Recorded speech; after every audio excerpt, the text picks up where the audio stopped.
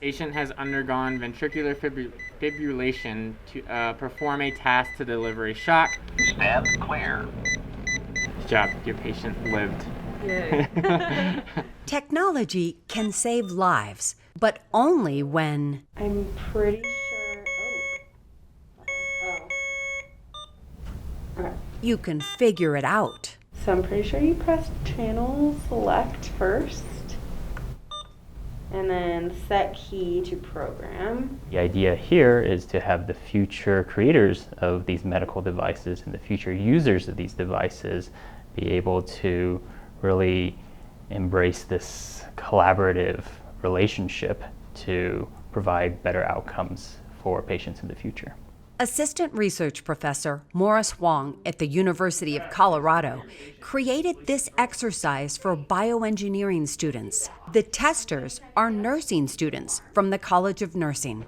They work together inside a simulation center that operates like a hospital. They get to observe firsthand how the device actually works rather than how they expect it to work for the user. And this helps inform changes and improvements to these devices that make it easier for the nurses to work with.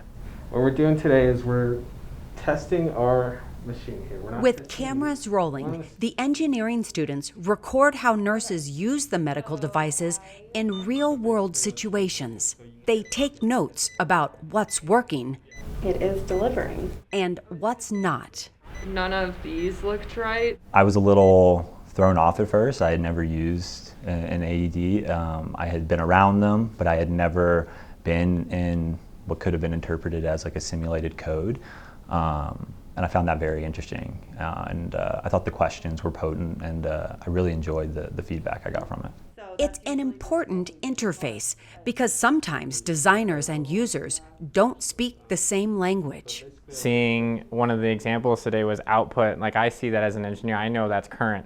A nurse sees that and has no idea what that means, or the milliamps. So I think it's important to see kind of how our lingos play together and how we can like bridge that gap.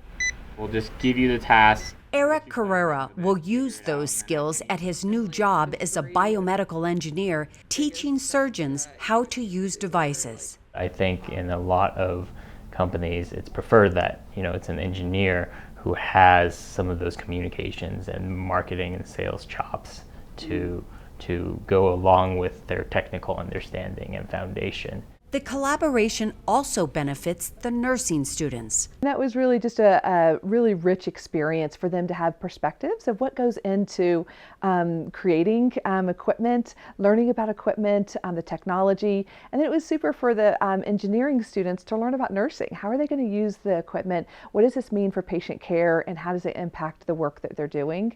And so together it's the synergy between the two and the learning that occurs is really quite positive. We're getting to share with them what is going to work for our patients, and really what's going to be easier for us to use as nurses, which is so important.